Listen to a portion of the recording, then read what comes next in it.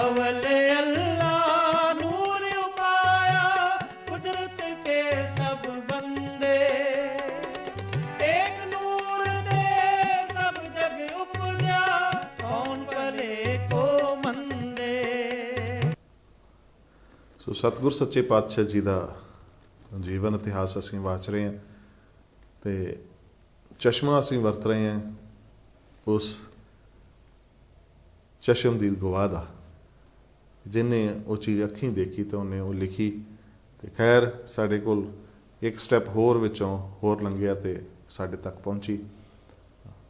ਸੈਯਦ ਸੰਤ ਪ੍ਰਿਥੀਪਾਲ ਸਿੰਘ ਜੀ ਨੇ ਉਹਨੂੰ ਜਿਵੇਂ ਪੜ੍ਹਿਆ ਤੇ ਉਹਨੂੰ ਉਹਦਾ ਤਰਜਮਾ ਕੀਤਾ ਉਹ ਸਾਡੇ ਕੋਲ ਉਹਨੂੰ ਅੱਗੇ ਪੇਸ਼ ਕਰਦੇ ਪਏ ਨੇ ਸਰਦਾਰ ਕਮਲਜੀਤ ਸਿੰਘ ਜੀ USA ਵਾਲੇ।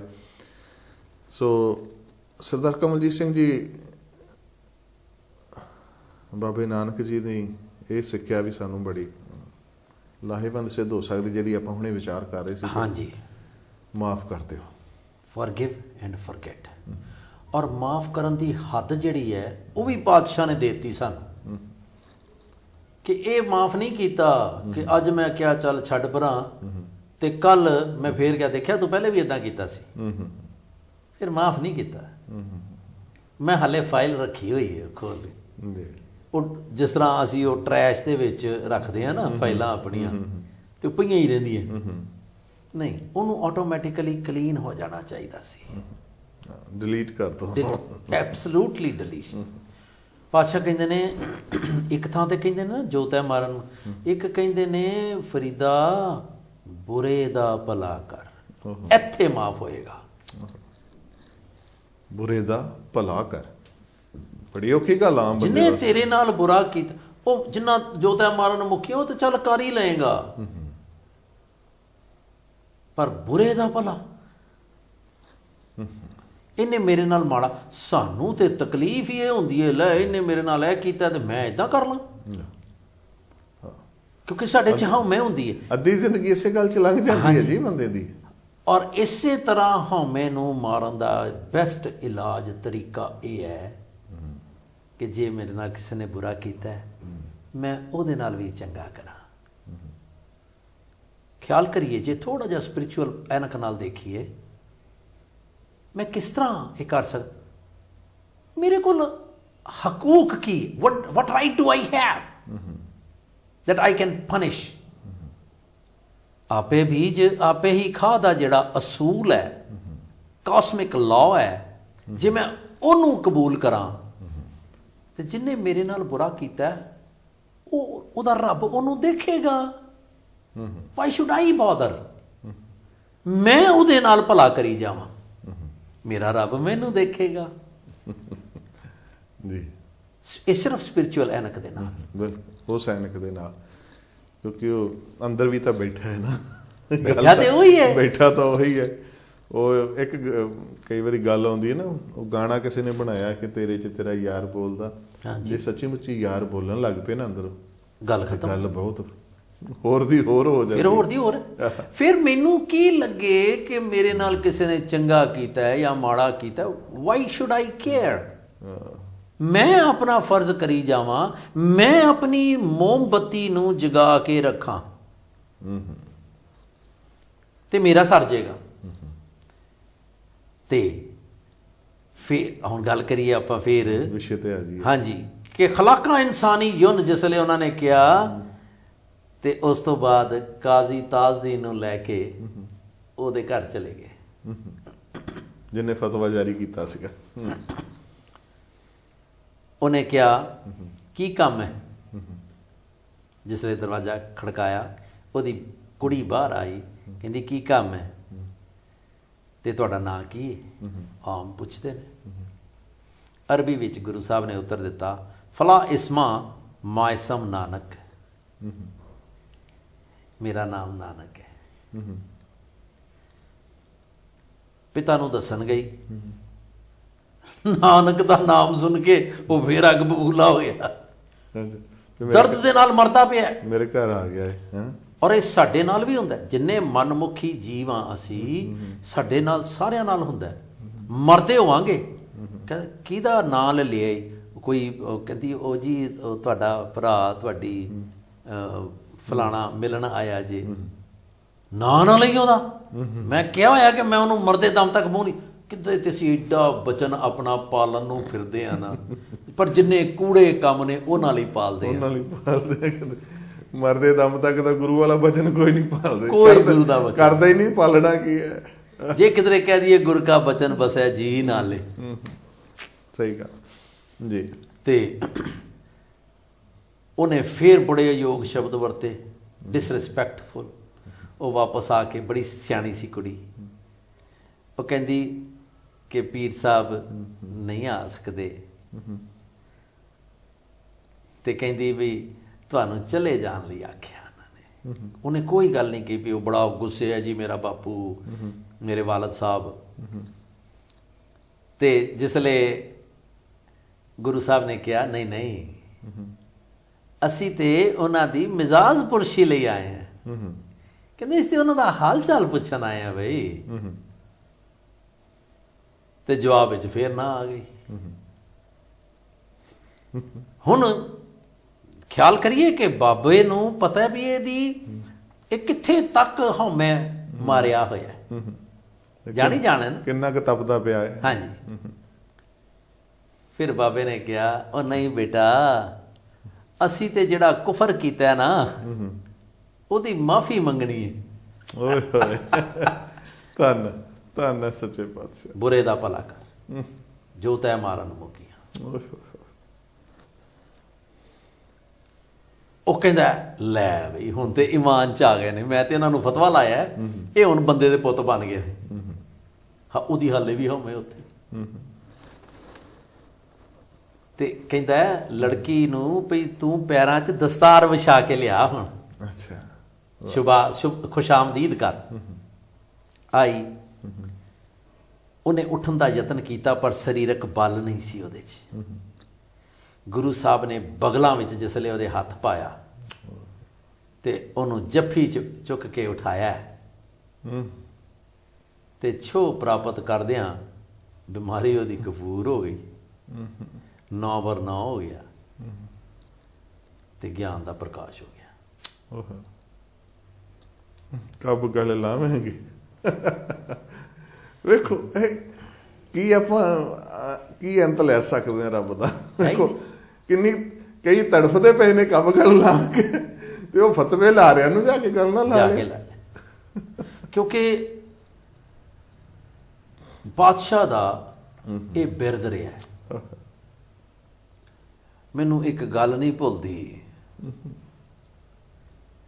ਕਿ ਮੇਰੇ ਉਸਤਾਦ ਸਨ ਮੇਰੇ ਨਾਲ ਸੰਗੀਤ ਦੇ ਜੀ, ਤੇ ਉਹਨਾਂ ਨੇ ਭਾਈ ਧਰਮ ਸਿੰਘ ਜੀ ਜ਼ਖਮੀ, ਸੰਗਤ ਜੀ ਕਾਫੀ, ਮੈਂ ਥੋੜਾ ਜਿਹਾ ਸਾਈਡ ਟਰੈਕ, ਪਰ ਗੱਲ ਬਹੁਤ ਵਧੀਆ। ਉਹ ਕਹਿੰਦੇ ਜੀ ਮੇਰੇ ਅੱਜ ਕੱਲ ਉਹ ਕਥਾ ਕਰਦੇ ਨੇ, ਉਹਨਾਂ ਦਾ ਬੇਟਾ ਬਾਲੀ ਇਕਬਾਲ, ਉਹ ਕਹਿੰਦੇ ਵੀ ਤੁਸੀਂ ਇਹਨਾਂ ਨੂੰ ਜੋੜੀ ਤੇ ਟ੍ਰੇਨ ਕਰੋ ਆਪਣੇ ਨਾਲ। ਅੱਛਾ, ਮੇਰੇ ਉਸਤਾਦ ਸੀ ਅਜੀਤ ਸਿੰਘ ਪੈਂਟਲ, ਤੇ ਕਹਿੰਦੇ ਇਹ ਆਂਦਾ ਹੀ ਨਹੀਂ ਮੇਰੇ ਕੋਲ ਜੀ, ਤੇ ਹੁਣ ਪਿਆਸਾ ਖੂਹ ਦੇ ਕੋਲ ਜਾਏਗਾ ਕਿ ਖੂਹ ਪਿਆਸੇ ਕੋਲ ਆਏਗਾ। ਅੱਛਾ, ਔਰ ਸੰਗਤ ਜੀ ਇਹ ਖਿਆਲ ਕਰੀਏ, ਅਸੀਂ ਸਾਰੇ ਇਹ ਕਹਿੰਦੇ ਹਾਂ ਔਰ ਇਸ ਗੱਲ ਦੇ ਧਾਰਨੀ ਵੀ ਹਾਂ, ਪਰ ਦੇਖੋ ਜਿਨ੍ਹਾਂ ਦੀ ਸੀਨੇ 'ਚ ਖਿੱਚ ਪਈ ਹੋਵੇ, ਜਿਨ੍ਹਾਂ ਨੇ ਆਤਮਕ ਰਸ ਮਾਣਿਆ ਹੋਵੇ, ਆਤਮ ਰਸ ਜੇ ਜਾਣ ਹੀ ਸੋ ਹੈ ਖਾਲਸ ਦੇਵ। ਜ਼ਖਮੀ ਜੀ ਕਹਿੰਦੇ ਪਰ ਹੁਜ਼ੂਰ ਅਬਰੇ 12 ਤੇ ਪਿਆਸੀ ਧਰਤੀ ਤੇ ਆਪ ਆ ਕੇ ਵਰਦ ਹੈ, ਧਰਤੀ ਤੇ ਨਹੀਂ ਜਾਂਦੀ ਹੈ ਜੀ। ਵਾਹ, ਪਾਤਸ਼ਾਹ ਨੂੰ ਪਤਾ ਸੀਗਾ ਕਿ ਇਹ ਸੁੱਕੀ ਧਰਤੀ ਹੈ, ਇਸੇ ਕਰਕੇ ਤੇ ਧਰਤ ਲੁਕਾਈ ਨੂੰ ਸੋਧਣ ਦਾ ਉਹਨੇ ਹਿਆ ਕੀਤਾ ਸੀ। ਜਿਹੜੇ ਆ ਸੋਧਣ ਧਰਤ ਲੁਕਾਈ, ਇਹੀ ਤੇ ਸੀ, ਤੇ ਇਹੀ ਕਮਾਈ ਹੈ ਜਿਹਨੂੰ ਅਸੀਂ ਅੱਜ ਗਾਉਂਦੇ ਪਏ ਹਾਂ ਤੇ ਜਿਹਦੀ ਯਾਦ ਵਿੱਚ ਬੈਠੇ ਹਾਂ, ਜੁੜ ਬੈਠੇ।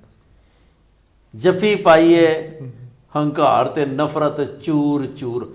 ਖਿਆਲ ਰਵੇ ਕਿ ਅਸੀਂ ਅਕਸਰ ਡੇਰੇ ਵਾਲਿਆਂ ਕੋਲ ਚਲੇ ਜਾਂਦੇ ਆ ਇਹ ਪੁੱਛਣ ਕਿ ਜੀ ਸਾਡਾ ਮਨ ਨਹੀਂ ਮਰਦਾ। ਓਏ ਭੋਲਿਓ, ਜੇ ਕਿਧਰੇ ਅਸੀਂ ਹੰਕਾਰ ਤੇ ਨਫ਼ਰਤ ਨੂੰ ਮਾਰਨਾ ਹੈ ਤੇ ਗੁਰੂ ਪਿਆਰ ਦੇ ਨਾਲ ਮਾਰ ਸਕਦੇ ਹਾਂ। And that's it.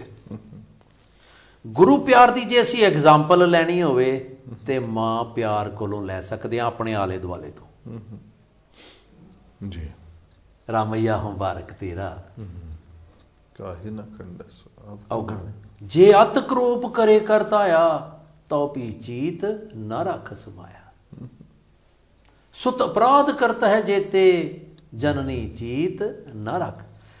ਗੁਰੂ ਪਿਆਰ ਦਾ ਅਨੁਭਵ ਮਾਂ ਪਿਆਰ ਤੋਂ ਮਿਲ ਸਕਦਾ ਹੈ। ਇਹ ਮੇਰੀ ਜ਼ਾਤੀ ਫੀਲਿੰਗ ਰਹੀ ਹੈ, ਤਜਰਬਾ ਰਿਹਾ ਹੈ। ਗੁਰੂ ਕੀ ਬਾਣੀ ਨੇ ਇਸ ਗੱਲ ਨੂੰ ਤਸਦੀਕ ਕੀਤਾ ਹੋਇਆ ਹੈ। ਤੇ ਜੇ ਅਸੀਂ ਇੰਨੀ ਗੱਲ ਹੀ ਜੀ ਲਈਏ ਤੇ ਸ਼ਾਇਦ ਅਸੀਂ ਆਤਮਕ ਰਸ ਮਾਨਣ ਦੇ ਕਾਬਲ ਹੋ ਸਕਦੇ ਹਾਂ। ਤੇ ਕਹਿੰਦੇ ਨੇ ਕਿ ਉਸ ਵੇਲੇ ਫਿਰ ਉਹਨੇ ਆਪਣੀ ਭੁੱਲ ਦਾ ਪਛਤਾਤਾਪ ਕੀਤਾ ਜੀ। ਤੇ ਫਿਰ ਕਹਿੰਦਾ ਵੀ ਮੁਰੀਦਾਂ ਨੇ ਯਾਦ ਲਈ ਨਿਸ਼ਾਨੀ ਦੇ ਤੌਰ ਤੇ ਮੈਨੂੰ ਕੁਝ ਦਿਓ। ਤੇ ਗੁਰੂ ਸਾਹਿਬ ਨੇ ਆਪਣੀ ਕੱਛ ਰੱਖੀ ਕਿਤਾਬ ਦਿੱਤੀ ਹੈ। ਆਸਾ ਹੱਥ ਕਿਤਾਬ ਕੱਛ। ਆਸਾ ਪਹਿਲੇ ਦੇ ਆਏ ਨੇ, ਕਿਤਾਬ ਅੱਜ ਦੇ ਰਹੇ ਨੇ। ਇਹ ਅਰਬੀ ਵਿੱਚ ਜਪਜੀ ਕਹਿੰਦੇ ਨੇ ਲਿਖੀ ਹੋਈ ਹੈ ਇਹਦੇ ਚ। ਕਹਿੰਦੇ ਨੇ ਜੋ ਅਜੇ ਤੱਕ ਸਾਂਭ ਰੱਖੀ ਹੈ ਤੇ ਇਹਦੇ ਦਰਸ਼ਨ ਵੀ ਕਰਾਉਂਦੇ ਨੇ ਉੱਥੇ। ਆਪ ਦੇ ਮੁਰੀਦ ਸਾਰੇ ਜਟਾ ਜੂਟ ਨੇ ਤੇ ਵਲੀਏ ਹਿੰਦ ਨਾਨਕ ਸ਼ਾਹ ਫਕੀਰ ਦੇ ਅਨੁਯਾਈ ਕਹਿੰਦੇ ਨੇ। ਸੋ ਇਹ ਸਭ ਕੁਝ ਵੇਖੋ ਸਾਡੇ ਸਾਹਮਣੇ। ਇੱਕ ਕੁਝ ਚੀਜ਼ਾਂ ਦੇ ਉੱਤੇ ਕੀ ਕਹਿੰਦੇ ਨਾ, ਕਈ ਵਾਰੀ ਮਿੱਟੀ ਪਈ ਹੁੰਦੀ ਹੈ, ਧੂੜ ਜੰਮ ਜਾਂਦੀ ਹੈ ਤੇ ਉਹ ਜਦ ਸਫਾਈ ਹੁੰਦੀ ਹੈ ਜਾਂ ਦੁਬਾਰਾ ਚੀਜ਼ ਉਗੜ ਕੇ ਸਾਹਮਣੇ ਆਉਂਦੀ ਤਾਂ ਉਹਦਾ ਫਿਰ ਕੋਈ ਵੱਖਰਾ ਹੀ ਆਨੰਦ ਹੁੰਦਾ ਹੈ। ਸੋ ਇਹ ਵਿਚਾਰਾਂ ਤਾਂ ਸਦੀਆਂ ਪੁਰਾਣੀਆਂ ਨੇ, ਇਤਿਹਾਸ ਤਾਂ ਸਦੀਆਂ ਪੁਰਾਣਾ, ਪਰ ਇਸ ਰੂਪ ਦੇ ਵਿੱਚ ਸਾਡੇ ਸਾਹਮਣੇ ਆਇਆ ਤੇ ਮੇਰੇ ਖਿਆਲ ਸਾਨੂੰ ਬੜਾ ਕੁਝ ਦੇ ਰਿਹਾ। ਸਾਨੂੰ ਅੱਜ ਦੀ ਹੀ ਮੇਰੇ ਖਿਆਲ ਇਹ ਜਿਹੜੀ ਇਹ ਇੱਕ ਮਿਲਣੀ ਹੈ ਗੁਰੂ ਸਾਹਿਬ ਦੀ ਜਾ ਕੇ, ਹਾਂਜੀ, ਇਹ ਮਤਲਬ ਐਂਡਲੈਸ ਕਿੱਥੇ ਮਨੁੱਖੀ ਸੋਚ ਹੀ ਖਤਮ ਹੋ ਜਾਂਦੀ ਹੈ। ਐਗਜ਼ੈਕਟਲੀ। ਇੱਕ ਬੰਦਾ ਟੋਟਲੀ ਅੱਗ ਸੁੱਟ ਰਿਹਾ ਹੈ ਤੇ ਉਹਦੇ ਉੱਤੇ ਜਾ ਕੇ ਮੀਂਹ ਵਾਂਗੂ ਵਰਸ ਕੇ ਤੇ ਉਹਨੂੰ ਗੱਲ ਨਾਲ ਲਾ ਲੈਣਾ। ਜੇ ਅਸੀਂ ਬਾਬੇ ਨਾਨਕ ਦੀ, ਆਪਣੇ ਗੁਰੂ ਪਿਤਾ ਦੀ ਕਿਸੇ ਇੱਕ ਗੱਲ ਨੂੰ ਫੜ ਕੇ ਤੁਰ ਪਈਏ ਤੇ ਯਕੀਨ ਜਾਣੀਏ ਸੰਗਤ ਜੀ, ਮੈਨੂੰ ਇਉਂ ਜਾਪਦਾ ਹੈ ਕਿ ਸਿੱਖ ਦਾ ਮੇਨ ਗੋਲ ਸਚਿਆਰ ਬਣ ਕੇ ਸਚਿਆਰਾ ਹੋਈਏ। ਇਹ ਸਾਡਾ ਗੋਲ ਹੈ। ਹਰ ਸਿੱਖ ਦਾ ਹੋਣਾ ਚਾਹੀਦਾ ਹੈ, ਪਤਾ ਨਹੀਂ ਹੈ ਕਿ ਨਹੀਂ, ਪਰ ਜਿਹਦਾ ਵੀ ਇਹ ਗੋਲ ਹੈ, ਜੇ ਗੁਰੂ ਨਾਨਕ ਦੀ ਇੱਕ ਚੀਜ਼ ਨੂੰ ਚੁੱਕ ਕੇ ਉਹਨੂੰ ਪ੍ਰੈਕਟੀਕਲਾਈਜ਼ ਕਰ ਲਈਏ, ਇੱਕ ਵੀ ਸਿਖਰ ਤੱਕ ਲਿਜਾ ਸਕਦੇ। ਕਿਉਂਕਿ ਇੰਨਾ ਅਗਾਧ ਬੋਧ, ਐਂਡਲੈਸ ਅਗੰਮ ਉਹਦੀ ਹਰਫੇ ਬਿਆਨੀ ਤੇ ਹੋ ਹੀ ਨਹੀਂ ਸਕਦੀ ਨਾ ਉਸ ਸਟੇਟ ਆਫ ਮਾਈਂਡ।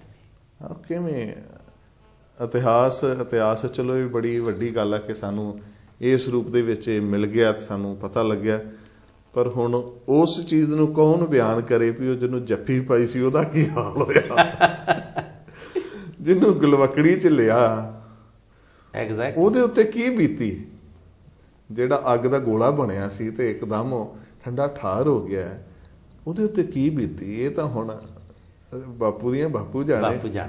ਪਰ ਅਸੀਂ ਇਮੈਜਿਨ ਜ਼ਰੂਰ ਕਰ ਸਕਦੇ ਹਾਂ, ਜ਼ਰੂਰ ਕਰਨਾ ਚਾਹੀਦਾ। ਬਾਣੀ ਚ ਅਸੀਂ ਪੜ੍ਹਦੇ ਹਾਂ ਗੁਰਪ੍ਰੀਤ ਜੀ, ਹਰ ਲਬਦੋ ਮਿੱਤਰ ਸੁਮਿਤੋ ਉਬਿਦਾਰਨ ਕਦੇ ਨਾ ਚਿੱਤੋ, ਜਾਂ ਕਾ ਅਸਥਲ ਤੋਲ ਅਮਿਤੋ, ਸੋਈ ਨਾਨਕ ਸਖਾ ਜੀ ਸੰਗ ਕਿਤੋ।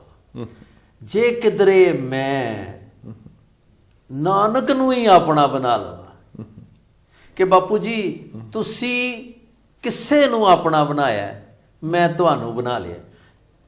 ਭਾਵ ਮੇਨ ਸਵਿਚ ਦੇ ਨਾਲ ਮੇਰਾ ਪਿਓ ਜੁੜਿਆ ਹੋਇਆ ਤੇ ਜੇ ਮੈਂ ਕਿਧਰੇ ਪਿਓ ਨੂੰ ਫੜ ਲਵਾਂ ਜੀ ਤੇ ਮੈਂ ਮੇਨ ਦੇ ਨਾਲ ਤੇ ਜੁੜ ਗਿਆ ਨਾ।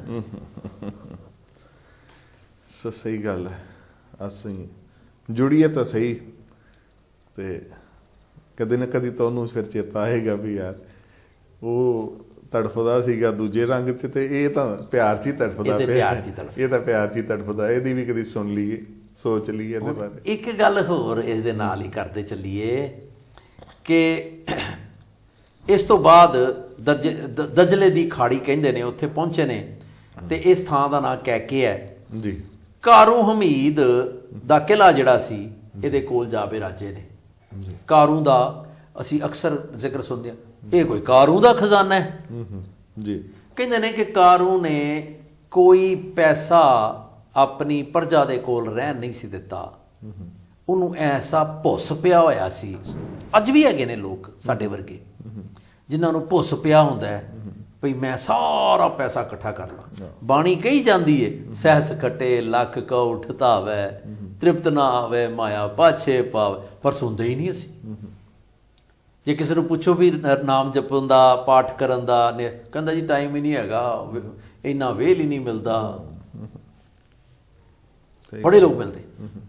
ਉਹਨੂੰ ਇੰਨਾ ਭੁੱਸ ਸੀ ਕਿ ਉਹਨੇ ਸਾਰੇ ਪੈਸੇ, ਕਹਿੰਦੇ ਨੇ ਕਿ ਕਬਰਾਂ ਖੁਦਵਾ ਕੇ ਮੁਰਦੇ ਦੇ ਮੂੰਹ 'ਚ ਪੈਸਾ ਪਾਉਂਦੇ, ਉਹ ਵੀ ਉਹਨੇ ਕਢਾ ਲਏ ਹੋਏ ਸੀ। ਉਹਦਾ ਮੁਰਸ਼ਦ ਸੀ ਪੀਰ ਜਲਾਲ।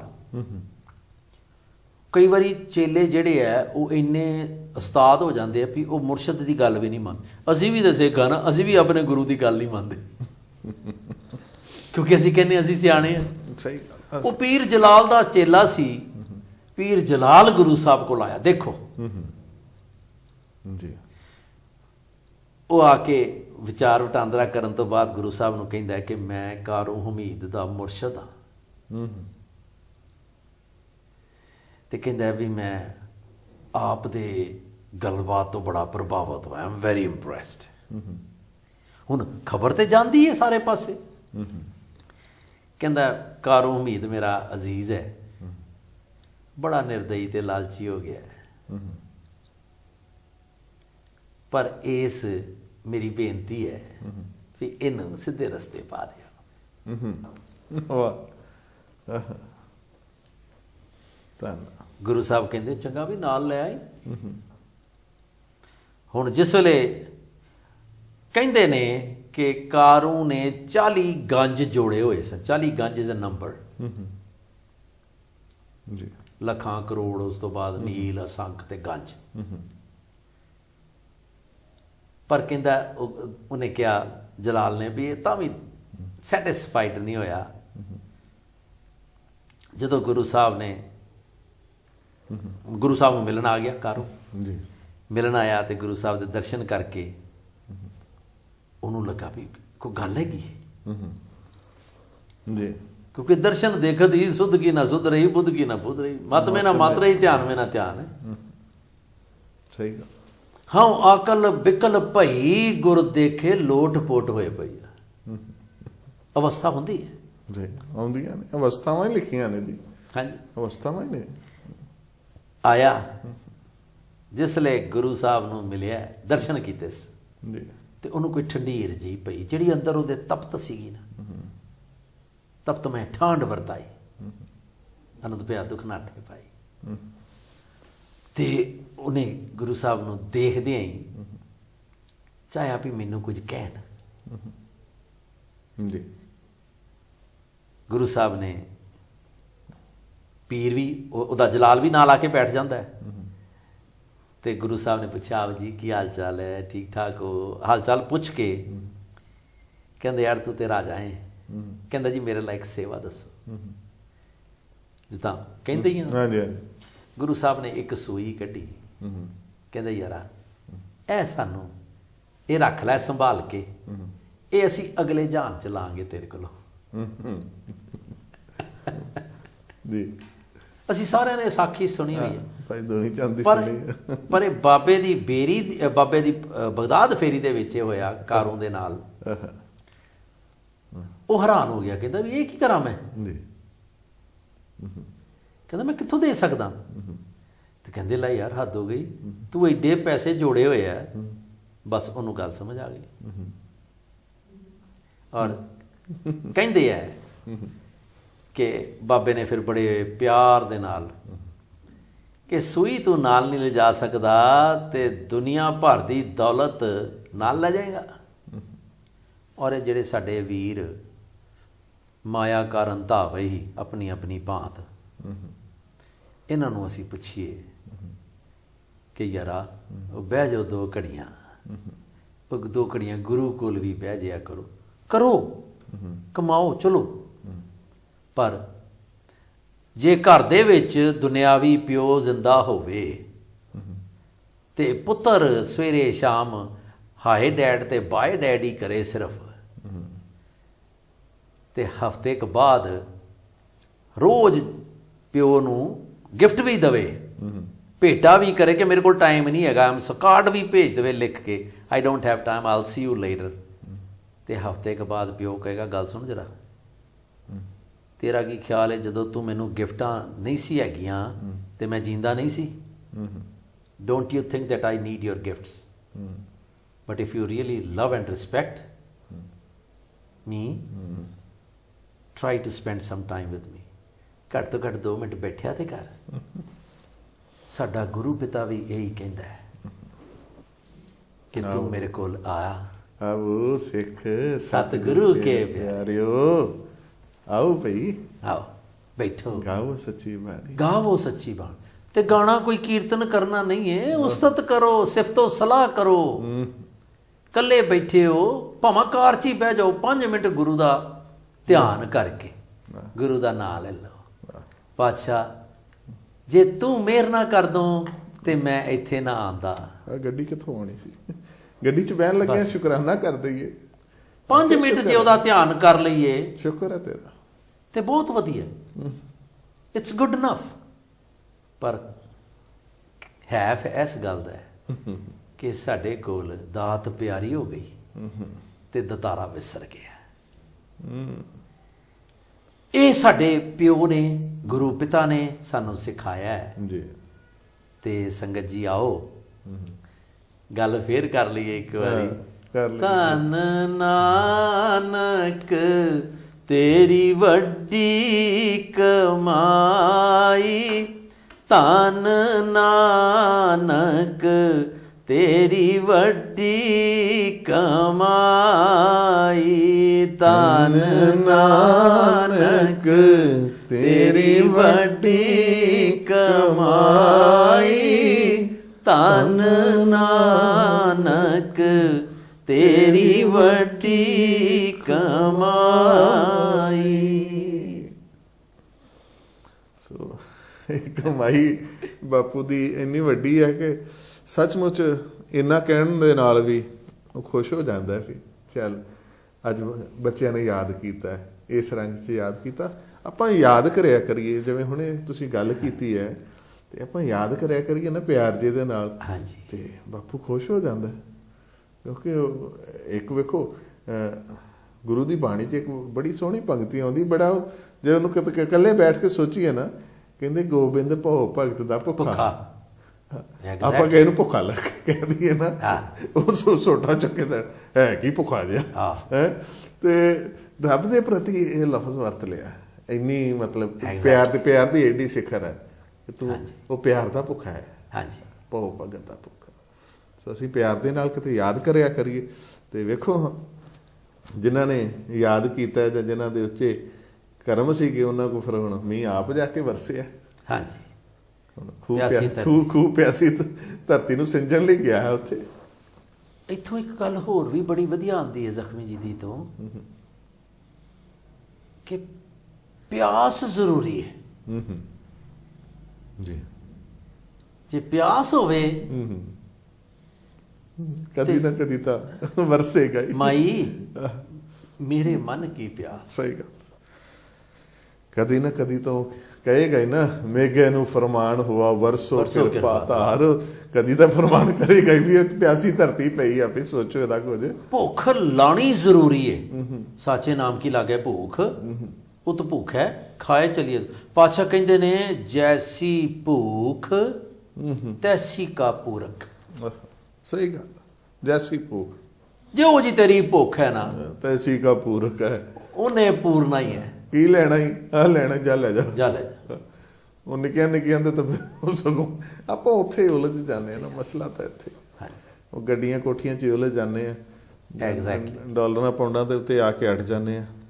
ਚੱਲ ਇੱਥੇ ਹਰ ਮਿਲਣ ਕੋ ਵਿੱਚ ਅਟ ਕੇ ਪਿੱਛੇ ਹਟ ਕੇ ਸੀ ਤੋਂ ਵਿੱਚ ਹੀ ਅੜ ਜਾਂਦਾ। ਉੱਥੇ ਆਣ ਕੇ ਟੰਗ ਫਸ ਜਾਂਦੀ। ਉੱਥੇ ਗਾਂ ਸਾਰੀ ਉਮਰ ਲੰਘ ਜਾਂਦੀ। ਲੈ ਸਹੀ ਗੱਲ ਹੈ। ਉਹ ਵੀ ਉਲਝਾ ਦਿੰਦਾ। ਉਹਦਾ ਵੀ ਆਪਣਾ ਵੈਸੇ ਚੋਜ ਹੈ ਨਾ। ਹਾਂਜੀ ਮਾਲਕ ਦੇ ਚੋਜ। ਹੁਣ ਆਪਣੇ ਕੋ ਸਮਾਂ ਥੋੜਾ ਸੰਕੋਚ ਹੋ। ਆਪਾਂ ਇਹਨੂੰ ਹੁਣ ਸਮ ਅਪ ਕਰਦੇ ਹੋਏ ਕਿਉਂਕਿ ਬੜੀ ਗੁਰਪ੍ਰੀਤ ਜੀ ਇਹ ਗੱਲ ਤੇ ਇਹ ਬਾਤ ਬਤੌਲੀ ਹੈ ਵੈਸੇ। ਸਹੀ ਗੱਲ। ਕਿੱਥੋਂ ਆਪਾਂ ਥੋੜੇ ਜਿਹੇ ਸਮੇਂ ਦੇ ਵਿੱਚ ਕਿਵੇਂ ਏਡੀ ਵੱਡੀ ਗੱਲ ਕਰ ਸਕਦੇ, ਪਰ ਫਿਰ ਵੀ ਆਪਾਂ ਕੋਸ਼ਿਸ਼ ਕਰਕੇ ਅੱਜ ਅਸੀਂ ਕਵੀ ਮੋਹਨ ਸਿੰਘ ਦੀ ਇੱਕ ਗੱਲ ਹੈ ਕਿ ਤੇਰੀ ਸਿੱਖ ਰੱਬ ਨੂੰ ਕਹਿੰਦਾ ਤੇਰੀ ਸਿੱਖ ਦੇ ਕਈ ਧਿਆਏ ਮਰ ਗਏ, ਤੇਰੀ ਵਸਲ ਦਾ ਅਜੇ ਨਾ ਜੁਰਾ ਲੱਭਾ, ਲੱਖਾਂ ਸੱਸੀਆਂ ਮਰ ਗਈਆਂ ਥਲਾਂ ਅੰਦਰ, ਤੇਰੀ ਡਾਚੀ ਦਾ ਅਜੇ ਨਾ ਖੁਰਾ ਲੱਭਾ। ਤੇ ਫਿਰ ਕਹਿੰਦਾ ਫੂਕ ਸੁੱਟਿਆ ਹੀ ਤੇਰਿਆਂ ਰੋਸਿਆਂ ਨੇ, ਮਾਰ ਸੁੱਟਿਆ ਹੀ ਬੇਪਰਵਾਹੀ ਤੇਰੀ, ਜਾਨ ਲੈ ਕੇ ਅਜੇ ਨਾ ਘੁੰਡ ਚ ਆਇਆ, ਖੋਰੇ ਹੈ ਕਿ ਮੂੰਹ ਵਿਖਾਈ ਤੇਰੀ। ਪਰ ਇਹਨੂੰ ਦੇਖ ਕੇ ਅਸੀਂ ਆਪਣਾ ਮਨ ਨਾ ਹੌਲਾ ਕਰੀਏ,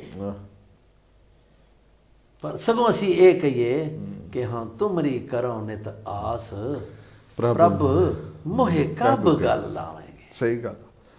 ਕਦੀ ਤਾਂ ਗੱਲ ਬਣੇਗੀ ਨਾ। Those also serve who stand and wait. ਬਿਲਕੁਲ। ਬੜੀ ਜੌਨ ਮਿਲਟਨ ਨੇ ਕਿਹਾ ਕਿ those also serve who stand and wait. ਇਹ ਬੜੀ ਵੱਡੀ ਗੱਲ ਹੈ। ਤੇ ਸਾਨੂੰ ਮੇਰੇ ਖਿਆਲ ਆਪਾਂ ਭਾਈ ਵੀਰ ਸਿੰਘ ਵਾਲੀ ਗੱਲ ਜੇ ਚੇਤੇ ਕਰ ਲਈਏ ਤਾਂ ਸਾਨੂੰ ਜ਼ਰੂਰ ਥੋੜਾ ਸਕੂਨ ਮਿਲੇਗਾ ਤੇ ਸੌਣ ਲੱਗਿਆ ਥੋੜਾ ਜਿਹਾ ਤਿਆਰੀ ਦੇ ਨਾਲ ਸੌਵਾਂਗੇ। ਹੈ ਰਾਤੀ ਤੁਸੀਂ ਮਿਲਿਆ ਸਾਨੂੰ ਤੇ ਅਸਾਂ ਤਾਂ ਗੱਲ ਵਕੜੀ ਪਾਈ। ਸੋ ਅਸੀਂ ਭਾਈ ਵੀਰ ਸਿੰਘ ਦੀ ਉਹ ਗੱਲ ਚੇਤੇ ਕਰ ਲਈਏ ਤੇ ਥੋੜਾ ਜਿਹਾ ਜੇਕਰ ਆਪਾਂ ਤਿਆਰੀ ਦੇ ਨਾਲ ਵਿਸ਼ਰਾਮ ਅਵਸਥਾ 'ਚ ਜਾਵਾਂਗੇ ਨਾ ਤੇ ਮੇਰੇ ਖਿਆਲ ਕੀ ਪਤਾ ਕਿਤੇ ਗੱਲ ਬਣੀ ਜਾਏ ਕਿ ਰਾਤੀ ਤੁਸੀਂ ਮਿਲਿਆ ਸਾਨੂੰ, ਅਸਾਂ ਧਾਗਲ ਵਕੜੀ ਪਾਈ, ਮੇਰਾ ਨੂਰ ਤੁਸੀਂ ਹੱਥ ਨਾ ਆਏ, ਸਾਡੀ ਕੰਬ ਦੀ ਰਹੀ ਕਲਾਈ। ਚਲੋ ਉੱਦਾਂ ਨਹੀਂ ਤੇ ਇੱਦਾਂ ਹੀ ਮਿਲ ਲਓ। ਤੇ ਇੱਦਾਂ ਦੀਆਂ ਰਜੋਈਆਂ ਆਪਾਂ ਕਰਦੇ ਰਿਹਾ ਕਰੀਏ। ਕਬੂ ਕੇ ਸੁਣੇ ਪੁਕਾਰ। ਹਾਂਜੀ ਇਹ ਸਾਡਾ ਹੱਕ ਹੈ ਤੇ ਕੋਸ਼ਿਸ਼ ਕਰਦੇ ਰਹੀਏ। ਇਹਦੇ ਅੱਗੇ ਫਿਰ ਭਾਈ ਸਾਹਿਬ ਜਦੋਂ ਕਹਿੰਦੇ ਧਾ ਚਰਨਾਂ ਤੇ ਸੀਸ ਨੇ ਲਾਇਆ, ਉੱਠ ਕੇ ਅਸੀਂ ਚਰਨਾਂ 'ਚ ਤੈ ਪਏ, ਸਾਡੇ ਮੱਥੇ ਛੋ ਨਾ ਪਾਈ, ਤੁਸੀਂ ਉੱਚੇ ਅਸੀਂ ਨੀਵੇਂ ਸਾਂ, ਸਾਡੀ ਪੇਸ਼ ਨਾ ਗਈਆ ਕਾਈ। ਫਿਰ ਲੜ ਫੜਨੇ ਨੂੰ ਉੱਠ ਦੌੜੇ, ਚਲੋ ਲਾੜੀ ਫੜ ਲੈ, ਪਰ ਲਾੜੋ ਬਿਜਰੀ ਲਹਿਰਾ, ਜਾਂਦਾ ਜਾਂਦਾ ਪਰ ਉਹ ਆਪਣੀ ਛੋ ਸਾਨੂੰ ਗਿਆ ਲਾਈ। ਸੋ ਇਹ ਸ਼ੋਅ ਹੀ ਇੱਕ ਜਨਮ ਦੇ ਵਿੱਚ ਮੇਰੇ ਖਿਆਲ ਏਦਾਂ ਦੀ ਮਿਲ ਜੇ ਨਾ, ਐਸੀ ਸ਼ੋਅ ਵੀ ਮਿਲ ਜੇ ਤਾਂ ਮੇਰੇ ਖਿਆਲ ਜਨਮ ਸਫਲਾ ਸਮਝੀਏ। ਕਿਉਂਕਿ ਇਹਦੋਂ ਬਾਅਦ ਜਿਹੜੀਆਂ ਅਗਲੀਆਂ ਗੱਲਾਂ ਨੇ ਉਹ ਆਪਣੇ ਆਪ ਚੱਲ ਪੈਂਦੀਆਂ ਨੇ। ਹਰ ਲੈਵਲ ਦਾ ਆਪਣਾ ਪ੍ਰੋਟੋਕਾਲ ਹੁੰਦਾ ਹੈ, ਹਰ ਡੈਜ਼ਿਗਨੇਸ਼ਨ ਦੇ ਉੱਤੇ ਜਾ ਕੇ ਕੁਝ ਨਾ ਕੁਝ ਨਾਲ ਜੁੜ ਜਾਂਦਾ। ਸੋ ਇਹ ਇੱਕ ਬੜਾ ਗੁਰੂ ਕਿਰਪਾ ਕਰੇ ਆਪਾਂ ਨੂੰ ਆਪਣੇ ਰੰਗ ਦੇ ਵਿੱਚ ਰੰਗੇ ਤੇ ਐਸੀਆਂ ਗੁਰੂ ਕੀਆਂ ਬਾਤਾਂ ਆਪਾਂ ਕਰਦੇ ਰਹੀਏ ਤੇ ਕਰਦੇ ਕਿਤੇ ਇਦਾਂ ਹੀ ਸਭ ਸਵਾਸ ਨਿਕਲ ਜਾਣ। ਜੇ ਕਿਤੇ ਅਸੀਂ ਕਹਿ ਸਕੀਏ ਵੀ ਧੰਨ ਨਾਨਕ ਤੇਰੀ ਵੱਡੀ। ਸੋ ਤੁਸੀਂ ਆਪਣੇ ਵਿਚਾਰ ਜ਼ਰੂਰ ਸਾਂਝੇ ਕਰਨੇ। ਨੰਬਰ ਨੋਟ ਕਰ ਲਓ ਦੁਬਾਰਾ 9914070577 ਤੇ 9914070577 ਤੇ ਇੱਕ ਵਾਰੀ ਫੇਰ ਅੱਜ ਦੀ ਉਹ ਤੋਂ ਨਹੀਂ ਇੱਕ ਵਾਰੀ ਗਾ ਲਈਏ ਕਿਤੇ ਸਾਡੇ ਅੰਦਰ ਵਸ ਜਾਏ। ਧੰਨ ਨਾਨਕ ਤੇਰੀ ਵੱਡੀ ਕਮਾਈ, ਧੰਨ ਨਾਨਕ ਤੇਰੀ ਵੱਡੀ ਕਮਾਈ, ਧੰਨ ਨਾਨਕ ਤੇਰੀ ਵੱਡੀ ਕਮਾਈ, ਧੰਨ ਨਾਨਕ ਤੇਰੀ ਵੱਡੀ ਕਮਾਈ।